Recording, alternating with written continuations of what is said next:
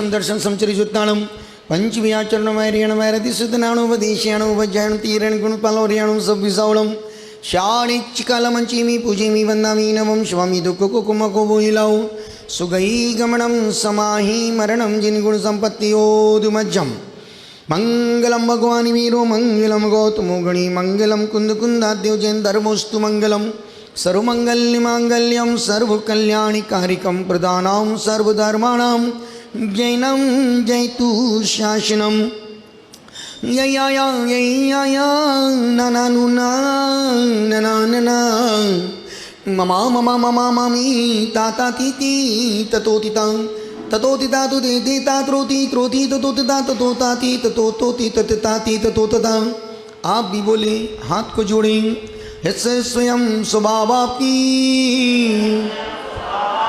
रवावे कृष्ण कर्मणा तस्मै सज्ञानिरूपायो नमोस्तु परमात्मने नमोस्तु परमात्मने। अहिंसा परमो धर्म की, भगवान आदिनाथ स्वामी की, भगवान पद्मा प्रभु चंद्र प्रभु भगवान भू शांतिनाथ मल्लीनाथ नेमिनाथ मुनि सुब्रत पारसनाथ महावीर स्वामी की। ओम हंकारणम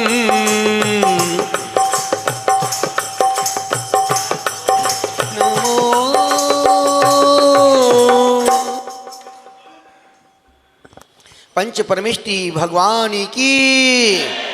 गुरुदेवी तुमको नमस्ते नमस्ते, गुरुदेवी तुमको नमस्ते नमस्ते नमस्ते नमस्ते।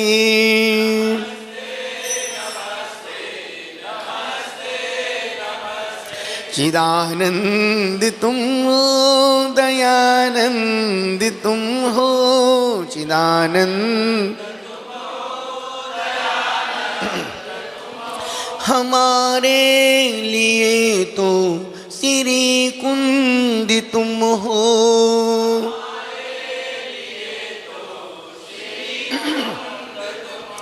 उपदेश देकर निकाला है हमको,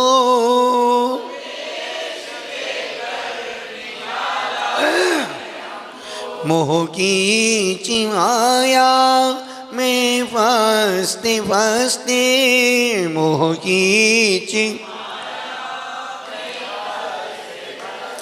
गुरुदेवी तुमको नमस्ते नमस्ते।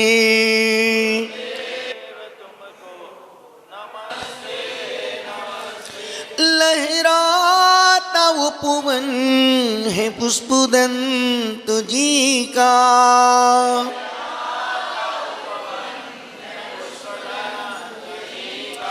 जीवनों समर्पित है नन्ही कली का।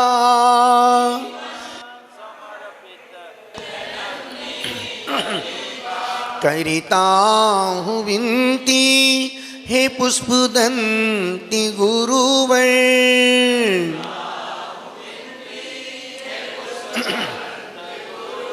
खिला लो कली को महकती महकती।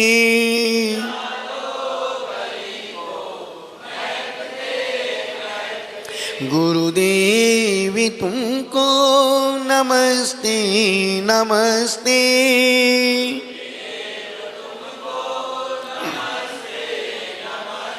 नमस्ते नमस्ते नमस्ते नमस्ते।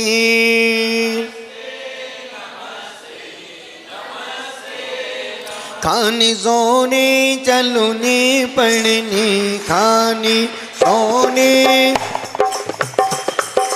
मैं जो भी गुरु दोषी लगे,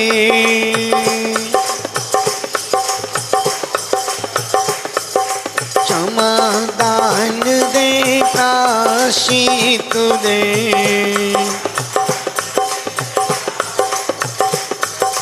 जिससे वो कर्म शीघ्र भगे।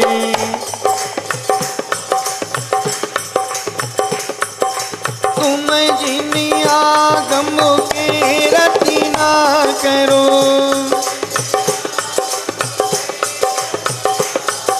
मैं अवि गुण की जानी रहा।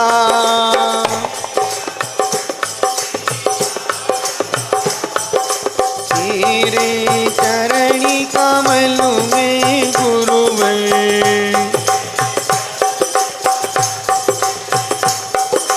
अपना मस्तक झुका रहा।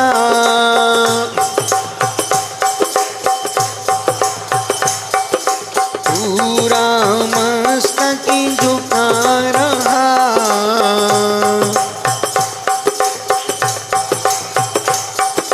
पंचमी पूजमी वंदामि नमं स्वामी,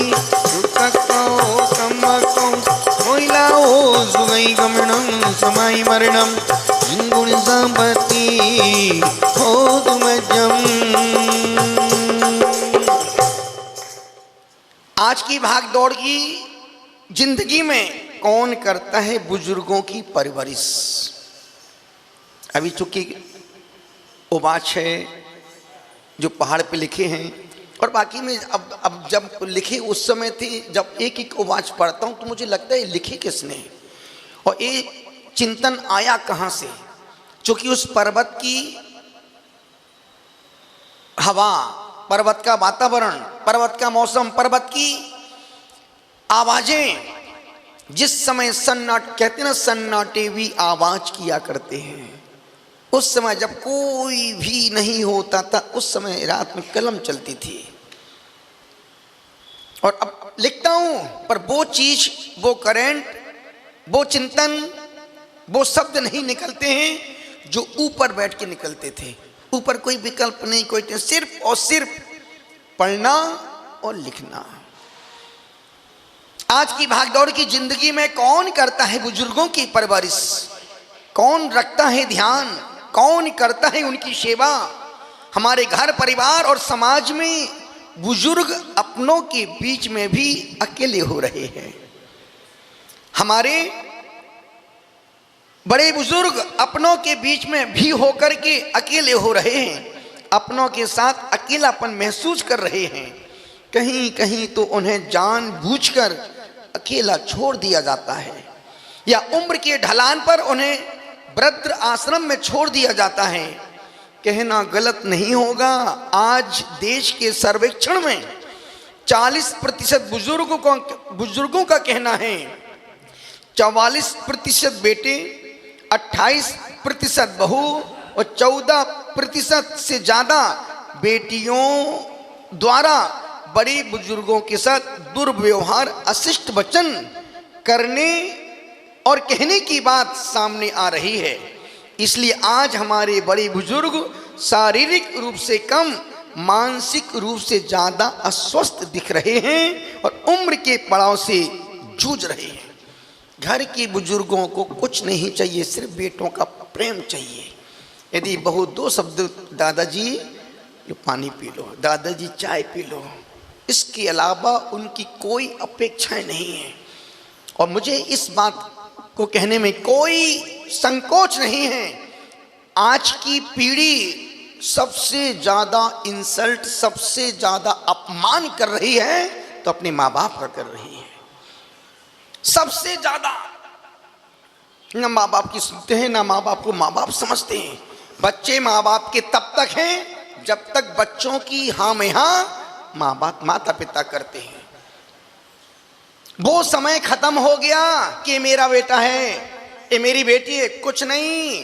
तब तक बेटा बेटी है जब तक गुड्डा गुड़िया उनके हाथ में नहीं आई। जहां बेटे को बहू मिल गई और बेटी को गुड्डा मिल गया, चल भाई अब काहे के माँ बाप, कौन से रिश्ते, कौन से परिवार, सब कुछ। और ये आप हम देख रहे हैं बड़े बड़े शहरों में कुछ नहीं, सिर्फ बस एक घर में एक रूम में बेटा रहता है, एक में बेटी रहती है। माँ बाप पीछे वाले कमरे में रहते हैं, बेटा कब आता है कब जाता है, बेटी कब आती है कब जाती है, कोई मतलब नहीं।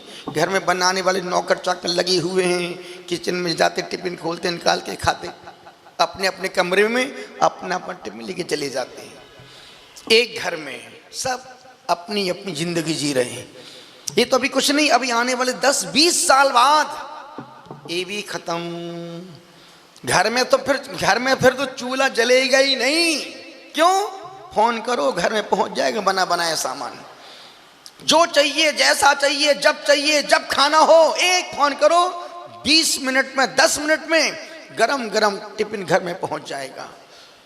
और आज की बच्चियां बेटियां बोलती हैं, महाराज इतना समय किचन में क्यों बर्बाद करूं, इतना समय किचन में क्यों बर्बाद करूं, एक फोन में जब हमारा 500-1000 रुपए में काम हो रहा है, 3 घंटे खराब करो, आधे घंटे में खाना खाओ, बर्तन साफ करो, एक दाई लगो, दुनिया भर के विकल्प। अरे भाई पहले भी तो परिवार थे, अभी तो कुछ नहीं है। पहले एक घर में 30-30 लोग 40-40 लोग रहते थे, और घर की बहुएं खुद भोजन बनाती थी, सुखाती थी, बनाती थी, खिलाती थी। घर में कोई मेहमान आ जाए तो घर त्योहार जैसा लगता था, जैसे होली, दशहरा, दिवाली कोई त्योहार आ गया हो। अब तो घर में कोई मेहमान आ जाए तो आदमी सोचता है इसके जाने के बाद दिखाएंगे यार कुछ। वो समय, वो पल, वो रिश्ते, वो शर्म, सब कुछ खत्म हो गया है। जितना संघ में 16 साधु हैं, और जब हम भी अपने गुरुदेव के पास में थे उस समय 8-9 शिष्य, तरुण सागर जी से लेकर के छोटे ब्रह्मचारी तक, कभी भी हमने गुरुदेव से बहस नहीं की।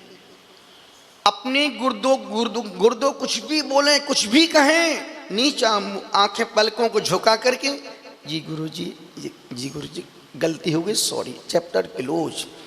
कभी सफाई नहीं दी गुरु जी को, कभी गुरु से झूठ नहीं बोले। और जब भी व्यक्ति या बच्चे माँ बाप से, गुरु से, डॉक्टर से झूठ बोलते हैं, जिंदगी में डिग्रियां ले सकते पर इज्जत नहीं प्राप्त कर सकते। इज्जत को पाने के लिए माँ बाप से ईमानदार तो होना पड़ेगा। गुरु के प्रति सच्चाई तो रखना ही पड़ेगी। और हमने अक्सर देखा है, जो लोग डॉक्टर से, गुरु से, माँ बाप से झूठ बोलते हैं, बच्चे हों बड़े हों कोई भी हो, उनकी जिंदगी में भाग तो दौड़ तो बहुत होती है, पर उनकी मंजिल गोल हो जाती है। कई लोग बोलते हैं, माँ जी मैं जिंदगी भर भागता दौड़ता रहा पर मिला कुछ भी नहीं। 100% ये उनके जीवन का सबसे बड़ा फॉल्ट था।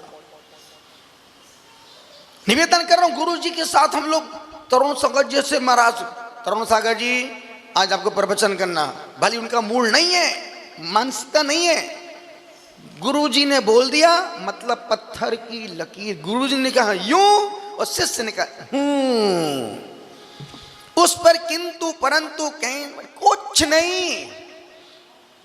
और मैं भी इस मामले पुट किस्मत का धनी हूं, पुण्य का जोर है।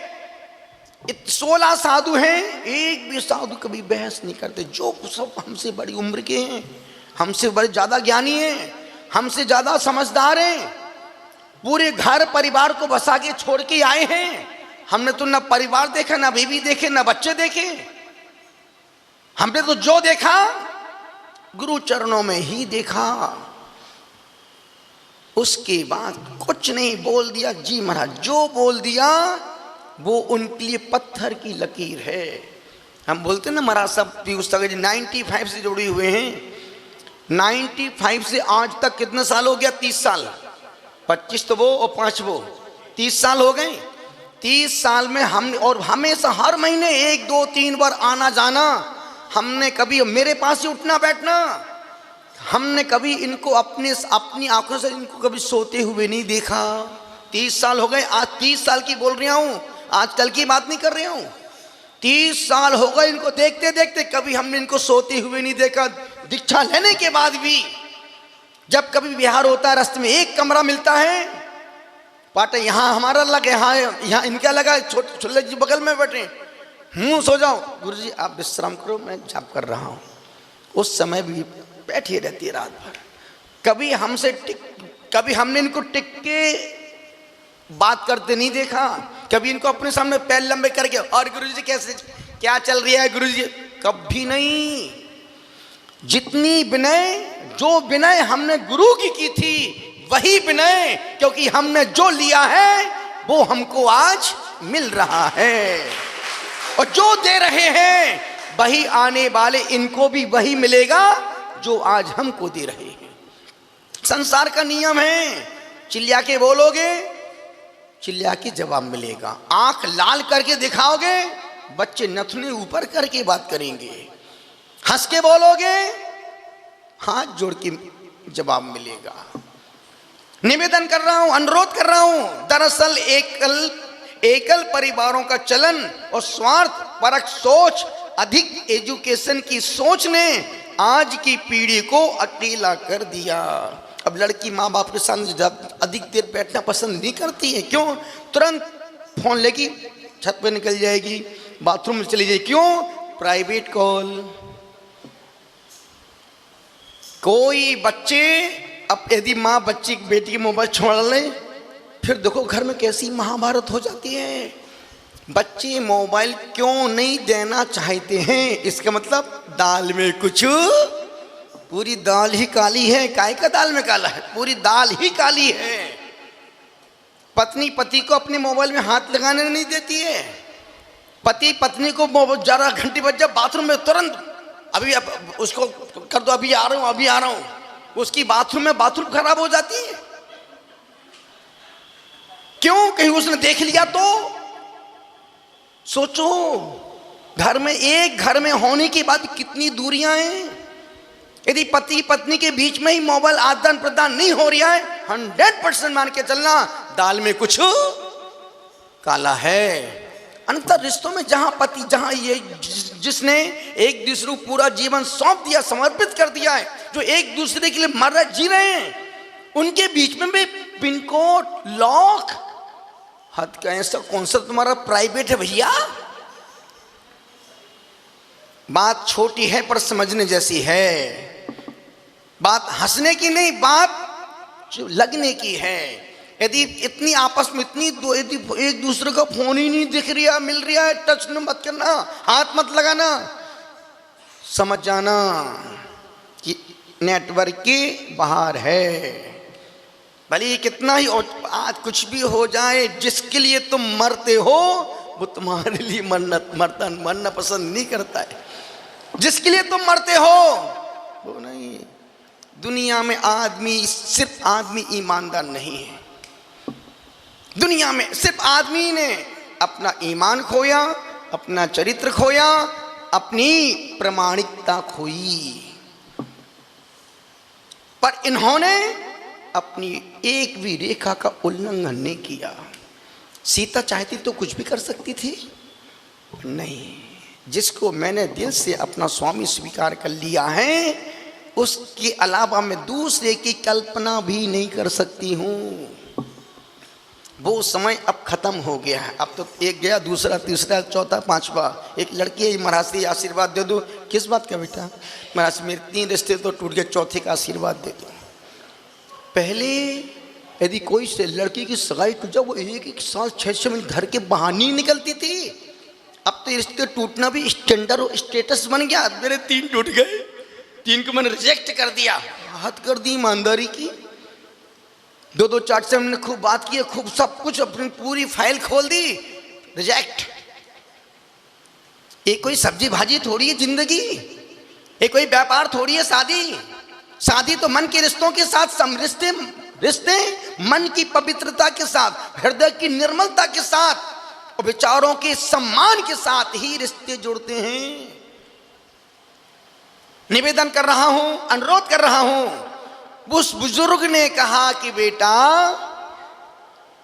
बेटे को बहू ले गई, बेटी को दामाद लेके चला गया। पहले भारत देश का एक बुजुर्ग 4 जवान बेटों की परवरिश कर लेता था। आज उसी देश के 4 जवान बेटे मिल करके एक बुजुर्ग माँ बाप की परवरिश नहीं कर पाते हैं। वही सब हो रहा है और ये अब रुकने वाला भी नहीं है।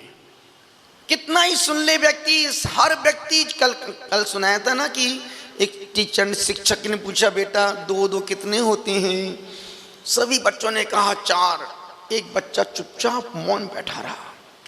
बेटा तू कुछ बोल ही नहीं रहा। जी सर। कितने हो? 2 कितने?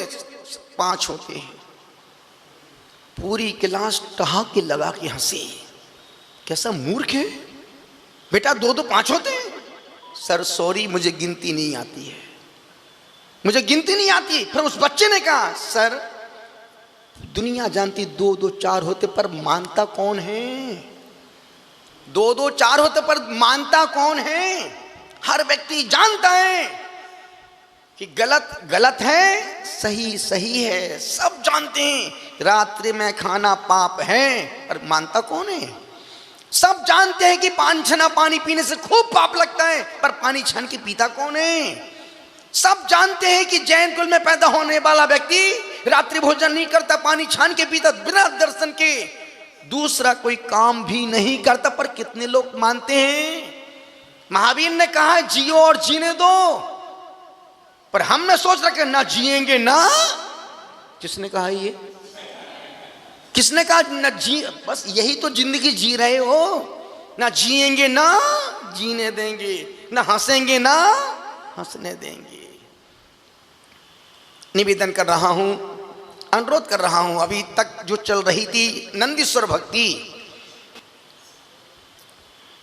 जो नंदीश्वर भक्ति चल रही है वो भक्ति कल पूर्ण तक प्राप्त। कल वाकई में महाराज साहब जब अर्थ करते हैं और जब हम पढ़ते हैं और वो महाराज साहब भी मिलाते हैं, और जब आप लोग यहाँ बैठ के जो यहाँ बैठ रहे थे वो किताब खोल के पढ़ते हैं, और जो लाइव सुनते हैं वो भी अपनी अपनी मोबाइल में कोई किताब में, जिसके पास मंगल दिव्य मंगल पाठ है, और किताब से पढ़ने में जो आनंद आता है वो मोबाइल में पढ़ने से नहीं आएगा। आप अपने जेब से पेमेंट करो और मोबाइल से पेमेंट करो, दोनों की फीलिंग राजेश, दोनों की फीलिंग अलग आएगी। मोबाइल में फटाफट डाल 250 रुपये बटन पर पहुँचो, और वही रुपये तुम जेब से पर्स निकालो 10 20 30 40 50 60 70 80 90 100 110, और जरा सा डाउट भी हो जाए तुरंत थूक लगे, फिर से 2 बार गिनता था आदमी कहीं एक नोट ज्यादा तो।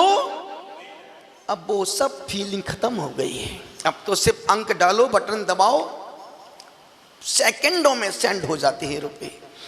जब व्यक्ति तो पहले सब्जी बाजार दुकान जाता था, रुपये पर्स, और यार अब तो मेरे पास सिर्फ 1500 रुपये ही बचे यार, फिर वापस मुझे अभी जाना, टैक्सी का पैसा नहीं। आदमी सोचता था 100 बार। अब तो कुछ नहीं, सब काम चल रहे हैं। अब वो काम की वो भीतर से अटैचमेंट नहीं हो पा रहा। पहले व्यक्ति सब्जी लेने मार्केट जाता था, सप्ताह की 5 7 दिन सब्जी लेके आता था, भाई धनिया पत्ती क्या भाव की थी, टमाटर क्या। अब तो सिर्फ पैकेट के पैकेट घर में आ जाते हैं। ये 2 किलो टमाटर या आधा किलो धन पत्ती, सब सामान घर में पहुंच रही है। पहले आदमी मोल भाव कर, भाई धनिया पत्ती क्या, उसको बोलते बोलते भी 2 4 पत्ते अपने उसमें डाल लेता था, और बोलता था मैं उसको, देखो उसने कहा था 2 रुपये की 50 ग्राम, हमने इतनी सी एक्स्ट्रा डाल ली। पहले आदमी मूंगफली के ठेले पे खड़े कर भाव पूछते पूछते 10 12 मूंगफली खा जाता था, भैया देना 50 ग्राम। अब वो संपूर्ण चीज जो हमने आपने जीवन देखा है, जिया है, अब आने वाली पीढ़ी अब वो जीवन ना देख पाएगी और ना वो जीवन जी पाएगी। निवेदन कर रहा हूं, फिर भी कुछ मर्यादाएं हैं, कुछ मर्यादाएं, डर से हो भय से हो, पर वो हैं। पर घर की मर्यादाएं अब खत्म हो चुकी हैं। पहले जो बहू ससुर के सामने सास के बिना साड़ी के दूसरे कपड़े पहन के नहीं जाती थी, वो पहनती थी तो रात में ड्रेस चेंज करती थी। अब तो बिल्कुल वह खूब बड़ी मर्दानी में तो डिंग डोंग डिंग पूरा घर में घूम रहा है। ना ससुर की मर्यादा, ना सासू का, कुछ नहीं। फिर भी अब कुछ घरों में तो फिर भी कुछ मर्यादा है। अच्छे अच्छे घरों में बड़ी बड़ी बेटियां हाफ पैंट टी शर्ट पहन के घर में घूम रही, कोई भी मेहमान आ रहा बैठ रहा देख रहा है, कोई फर्क नहीं पड़ रहा है। आचार्य कहते नहीं, जहाँ खुद का सील की बात है वहाँ खुद को खुद की मर्यादा। देखा नहीं जितना हमारी 10 साध्वियाँ हैं, माता जी हैं, कभी देखा किसी माता जी को सिर खोल के बैठी हो? कभी देखा किसी माता जी को पैर लंबे करके बैठी हो? कभी देखा किसी माता जी को टिक के बैठी हो? उनका पहनावा वो भी तो आदिनाथ के समय की है। ब्राह्मणी सुंदरी, आज तक उनने सफेद वस्त्र, आदिनाथ के समय में भी श्वेत साड़ियाँ थी और आज तक उनका वो परिधान आज ही चला आ रहा है। और उसके बावजूद जो देखता, अरे माता जी कितने अच्छी लगती, माता जी कितने अच्छे मुस्कुराती है, उसमें भी खूब अच्छी लग रही हैं और तुम फटे कपड़े पहन के भी अच्छे नहीं लग रहे हो। एक समय था कि पहले फटे कपड़े सिल करके आदमी पहन के जाता था, अब आदमी फटे कपड़े पहन के घर से बाहर निकलता है। जीन्स देखो तो 6 जगह से फटा है। ये हमारा स्टेटस नहीं है, ये हमारी भीतर की दरिद्रता का प्रतीक है। तुम कितना ही जॉब कर लो, कितना ही पढ़ाई कर लो, कितना ही पैसा कमा लो, जिंदगी भर हम दरिद्री के दरिद्री ही रहेंगे। जहां पर आचार्य ग्रंथों में, आचार्य पद्मनंदी महाराज ने पद्मनंदी विंसितिका में लिखा है, भगवान की पूजा, गुरु को आहार दान और तीर्थों की यात्रा फटे कपड़े पहन के, पुराने वस्त्र पहन के नहीं करना चाहिए। और यदि तुम फटे कपड़े पहन के मंदिर जा रहे हो तो मान के चलना तुम जिंदगी भर मंदिर जाओ। जैसे कहते हैं ना, मटका छत पे रखा, पानी खूब बरस रहा है और पानी मटके में भर रहा है, पर मटका पूरा का पूरा मटका खाली है, क्योंकि उसमें नीचे बस तुम्हारा भी छेद है, तुम्हारे कपड़ों में छेद है, उसके मटके में छेद है। दोनों अपने अपने छेद बंद करो, तभी पानी प्राची, तभी पानी भर पाएगा मटके में, नहीं तो प्रसन्न मटका तो भरने वाला जिंदगी भर भी वो मटका छत पे रखा रहेगा और जिंदगी भर पानी बरसेगा, तब भी मटका भरने वाला, क्योंकि मटके में सब कुछ मैं ही बोलूंगा, मटके में छेद है। निवेदन कर रहा हूं, अनुरोध कर रहा हूं, भगवान के पास जब भी जाओ वो वस्त्र पहन के जाओ जो देखने में अच्छे लगे और तुम्हारी शालीनता का पता चले कि ये अच्छे घर का व्यक्ति है। मैं कपड़े का निषेध नहीं कर, जब कहीं घूमने जाओ, किसी लॉ गार्डन में जाओ, किसी पार्टी में जाओ, खूब फटे कपड़े पहन के जाओ, कौन मना कर रहा है? पर गुरुओं के पास जाओ, तीर्थ यात्रा करने जाओ, किसी सत्संग में जाओ, वहां पर वो वस्त्र पहन के जाओ जो पहनने वाले को अच्छे लगे, देखने वाले को अच्छा। बताया था ना कि आज का, फिर भी अपने संग में तो, हमारे संग में बहुत बच्चे शालीनता से आते हैं, उनको पता गुरुजी 1 मिनट में पूरी फिल्म सुपर हिट कर देंगे हमारी, और घर तक पहुंचने में तो सावरिया हो जाएगी,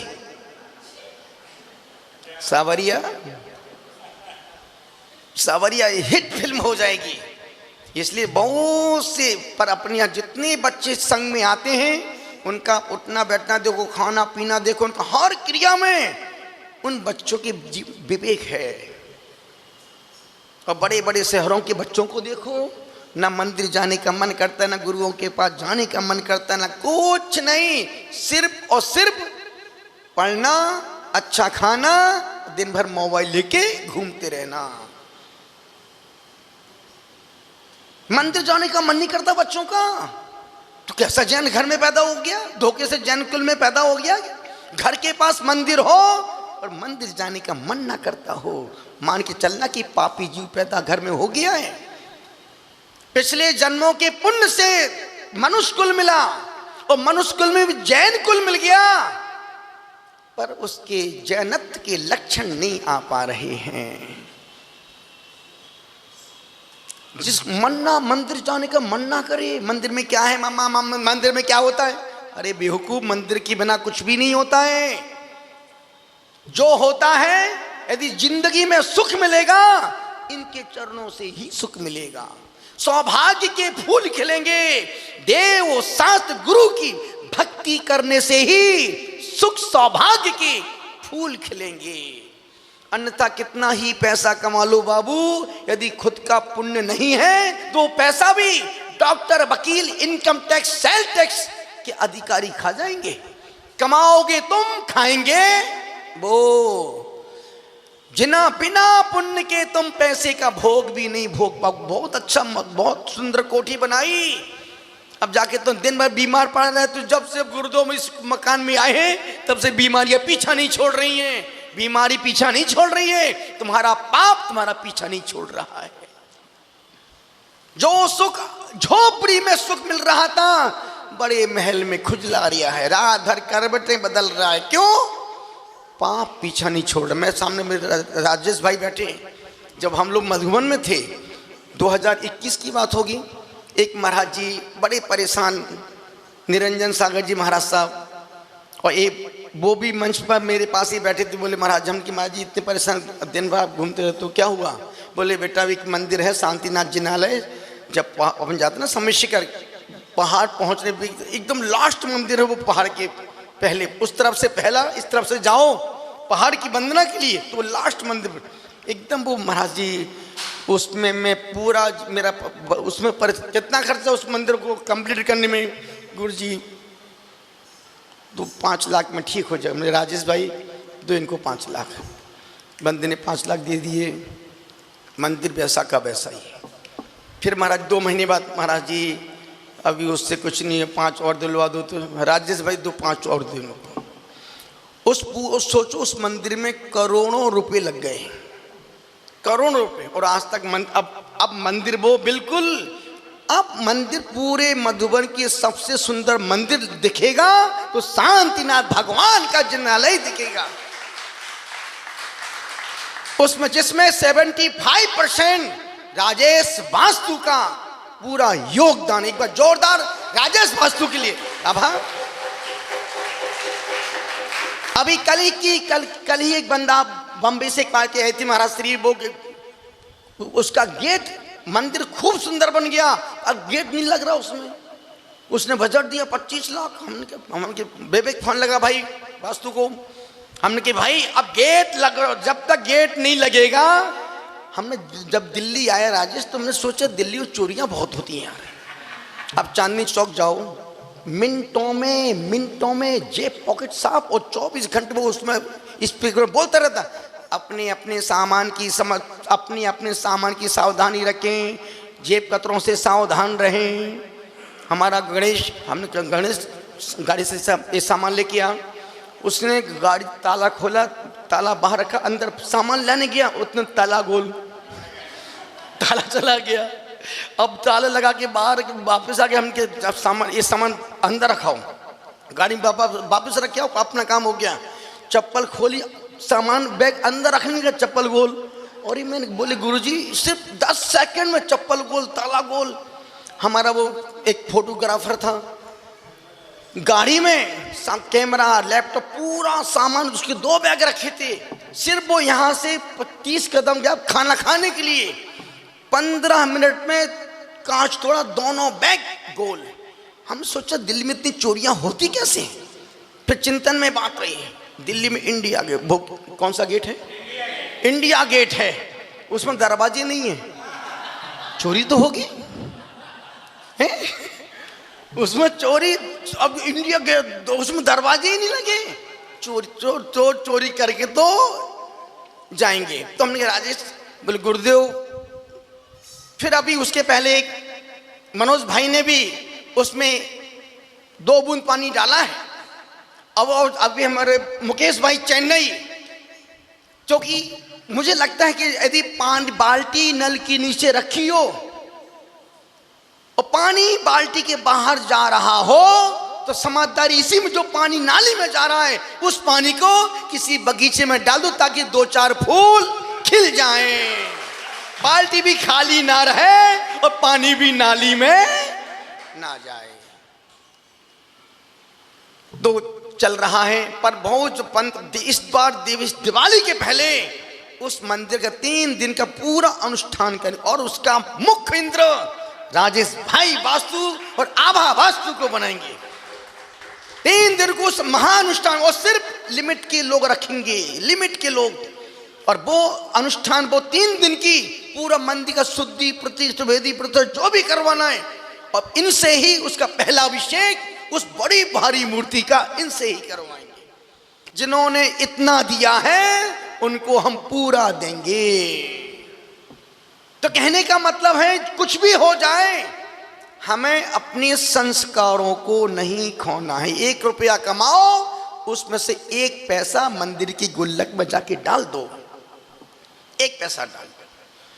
देने की आदत हमेशा बना के रखना, अन्यथा फ्लाइट में क्या हुआ, अहमदाबाद जो फ्लाइट क्रॉस हुई, बड़े बड़े अरबपति 50 सेकंड में निपट गए। क्या कर लिया उनके बड़े बड़े बंगलों ने, मकान ने, पैसे ने, धन दौलत ने।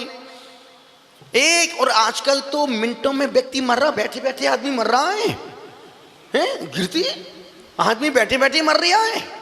आदमी बैठा है, वो बासी छी गई, छी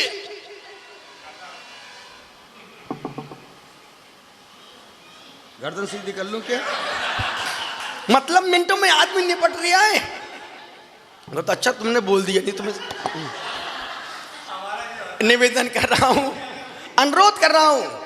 भगवान पारसनाथ का कल 28वां निर्वाण कल्याणक है।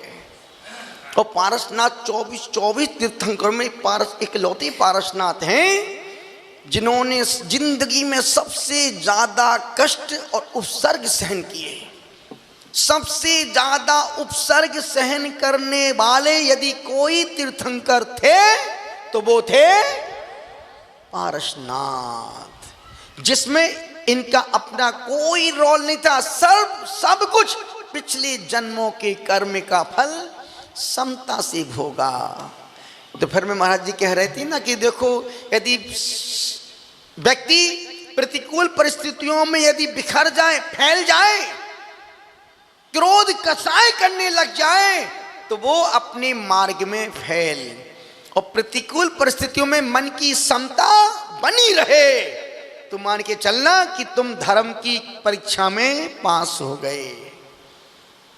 जरा जरा सी चीजें तो भगवान पारसनाथ, इसलिए यही कारण है कि पूरे विश्व में सबसे ज्यादा पूजने वाले तीर्थंकर यदि कोई है तो वो है पारसनाथ भगवान।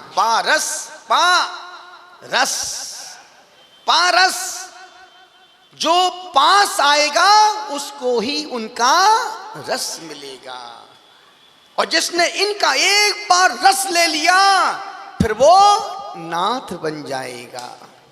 अभी तुम सब अनाथ हो, सिर्फ यही पारसनाथ है। किस प्रकार से जीना है, किस प्रकार से मरना है, दुनिया के हर दर्शन ने जीने की बात तो बतलाई, कैसे जीना, कैसे खाना, कैसे उठना, कैसे बैठना, कैसे रहना। पर इकलौता जैन दर्शन है जो जीने की कला सिखाने के साथ मरने की कला भी सिखलाता है। जब भी मरना त्याग करके मरना, राग मोह के बंध में बंद करके मत मरना। और जब भी व्यक्ति राग और मोह के पास में बंद करके मरता है, फिर से उसकी 83,99,999 योनियां उसका इंतजार करती हैं। इसलिए जिंदगी में सबको अपना बनाना, इसलिए जिंदगी में माता जी, इसलिए जिंदगी में सबको अपना बनाना, पर तुम किसी की मत बनना। जिंदगी में सबसे अपनापन रखना, पर अपना मत समझना कि मेरा ही है। और आज की तारीख में सबसे ज्यादा दुख अपने लोग ही देते हैं। जिंदगी में सबसे ज्यादा दुख अपने ही देते हैं और अपने अपनों को दुख देते हैं। जिसके द्वारा साधक, तुम गुरुओं को वैराग्य को बढ़ाने आते हो या राग बढ़ाने के लिए आते हो? गुरुओं के चरणों में भक्त त्याग को बढ़ाने के लिए आते हैं या राग को बढ़ाने के लिए आते हैं? गुरु जी आप भूल गए हमको, तो हमने तुमको याद रखने के लिए घर छोड़ा है क्या? तुमको याद करने के लिए हम एक बार भोजन करते हैं, केश लुंच करते हैं, नग्न रहते हैं, ठंडी गर्मी बरसात की बाधाओं को सहन करते, तुमको याद करने की। यदि तुमको ही याद रखना होता तो अपने माँ बाप को छोड़ के यहाँ आते क्यों? और जो महाराज जी आप भूल गए अपने माँ बाप की नहीं, तुम्हारे हो जाए कौन सी खेत की मूली है? भक्त गुरुओं के त्याग को बढ़ाने के लिए नहीं आते हैं, उनके त्याग में सहयोग करने भी नहीं आते हैं, बल्कि अपने संसार को बताने के लिए आते हैं। वो बताना भी गलत नहीं है। जब वो निवृत्ति की ओर बैठे हों, जब वो अपनी क्रियाओं से निवृत्त होकर के बैठे हों, तब बात कहना बुरा नहीं है। पर 24 घंटे हर समय मक्खी मच्छर की तरह भिन भिनाते रहना, ये अच्छे भक्ति के लक्षण नहीं है। यहां आचार्य लिख रहे हैं, बट्टिकेर स्वामी मूलाचार की गाथा में पूजपा स्वामी उस गाथा का हवाला दे रहे हैं, जिसके द्वारा साधक राग से विरक्त होता है, श्रेय अर्थात कल्याण में संलग्न होता है और विश्व में मैत्री भाव से युक्त होता है। साधु त्यागी वृत्ति सबके प्रति मध्यस्थ भाव रखते हैं। फिर आपका प्रश्न महाराज जी, बड़े लोगों से मिलते, छोटे लोगों से नहीं मिलते हैं? सबकी अपनी अपनी पात्रता है। जब हम पैदा हुए थे तो शरीर एक सा नहीं मिला। अपने दोनों हाथ में 5 उंगली एक सी है क्या? और 5 उंगली कितनी उंगली हैं दोनों हाथों में? गलत, 8 उंगली हैं, 2 अंगूठे हैं। इसको बोलते अंधानुकरण। बचपन से ही कितनी उंगली? 10 उंगली। आँखों के अंधे नाम नयन सुख, 4 उंगली हैं, 2 अंगूठे हैं। इसको कभी बोलते अंगूठे, उंगली दिखा भैया, यूं करते तो थंब बोलते हैं, थंब। कोई कहीं जा रहा हो बोल देना भैया बेस्ट ऑफ लक, क्या होगा? वहीं खड़ा हो जाएगा। या कोई शुभ काम के लिए जा रहा हो, भैया बेस्ट ऑफ लक, क्या होगा? वहीं बाथरूम करने खड़ा हो जाएगा। 5-4 उंगलियों के अपने अपने काम हैं माता जी, उंगलियों के अपने अपने का। हजारों लोग में कोई व्यक्ति ऐसे कहीं अरुण जा रहे हो, अरुण कहाँ जा रहे हो? गुरुजी, मतलब समझ के इमरजेंसी कॉल कभी भी आ सकती है। उंगलियों के अपने काम हैं, अंगूठे के अपने काम हैं। अब तुम बोलो भैया, कोई पोटी करने जा रहा हो, भैया अच्छा पेट साफ हो, ये शुभ कार्य के लिए ही थंब। तो कहने का मतलब पैदा हुए थे, उंगलियां एक सी नहीं है। इसका काम अलग है, इसका काम अलग है, इसका काम अलग है, इसका काम अलग है, इसका काम अलग है। पर शुभ कार्यों में इस अंगुली को त्याज्य बतलाया है। ये हमेशा अशुभ कार्य में होती है। नाक में तो यही जाए, कान में तो यही जाए, दूसरों को करना हो तो यही उंगली आगे बढ़े, दिखाना हो तो यही उंगली। माता जी गलत बोल दिया क्या? इस उंगली को हमेशा आचार्यों ने, नीतिकारों ने, विद्वानों ने, मनीषियों ने, ज्ञानियों ने साइलेंट मोड में रखा। इसलिए इसमें यदि हम इससे माला भी फेरते हैं उसका फल भी नहीं है। कई लोग होते हैं ना कि इसी से माला फेरते हैं, जैसे ये माला है, आप नहीं, हमेशा माला को मध्यमा उंगली में रखो और अंगूर इसको खड़ा रखो। खड़ा इसलिए हमारा लक्ष्य ऊपर का है, नीचे का नहीं है। मध्यमा में रखो और हमेशा आदमी इसी पर रखता यूं गिन रहा है, नहीं, इसका तो कोई ना उंगलियों में, ना जाप में, ना भगवान के मंदिर में, ना किसी शुभ का। कभी देखा कोई व्यक्ति इससे स्वास्तिक बना रहा हो? बनाता भी है तो उल्टा काम। क्यों? तो इस उंगली को बिल्कुल निष्क्रिय रखा है। हाँ, एक पाप के काम में, अशुभ में, लपड़ झपड़ में। आचार्य कहते हैं इस पर मध्यमा पर जाप उंगली माला रख के फेरोगे, शुभ मन की सुवृत्ति यात्रा चलेगी। और इस पर अनामिका पर रखोगे, कार्य की सिद्धि। और कनिष्ठा पर रखोगे, मोक्ष का लक्ष्य। मोक्ष के बहुत कठिन काम है, घूमती नहीं है तो मोक्ष खाते पीते नहीं मिलेगा ना, उसके लिए मेहनत पुरुषार्थ करना ही पड़ेगा। और हमेशा तीनों में सहयोगी बन के रहेगा तो अंगुष्ठ, तो कनिष्ठा उंगली मोक्ष लक्ष्य के लिए, अनामिका उंगली कार्य की सिद्धि के लिए, और मध्यमा उंगली उपयोग को लगाने के लिए कि मैं क्या कर रहा हूं, मध्यमा अनामिका, और तर्जनी किसी का बुरा करना हो इस पे ही रखो, अशुभ के लिए, बुरे के लिए, परेशान करने के लिए। कहने का मतलब है कि महाराज फिर आप भेदभाव नहीं। आप मार्केट में देखना, शक्कर तौलने की तराजू अलग है और सब्जी तौलने की तराजू अलग है, गेहूं तौलने की तराजू अलग है, चांदी सोना तौलने की तराजू अलग है। अब नहीं सबको तौलना है तो वजन करो, सोने को ले जाओ उस पर, जिस पर ट्रक तुलते हैं, आदमी एक दिन में बिक जाएगा। जब वस्तु सामग्री तौलने की तराजू अलग अलग है तो जीव का पुण्य भी और जीव की पात्रता भी अपनी अपनी है। महाराज साहब आप उनसे बात करते, हमसे नहीं करते, तुम भी उन जैसी पात्रता पैदा करो। हमेशा सुनाता हूँ ना, आचार्य महाराज विद्यासागर जी कुंडलपुर में जंगल के लिए जा रहे थे, एक सज्जन पीछे महाराज आचार्य श्री आप याद नहीं करते हमको, आप तो सिर्फ आर के पाटनी जी को याद करते, हमको तो याद ही नहीं करते।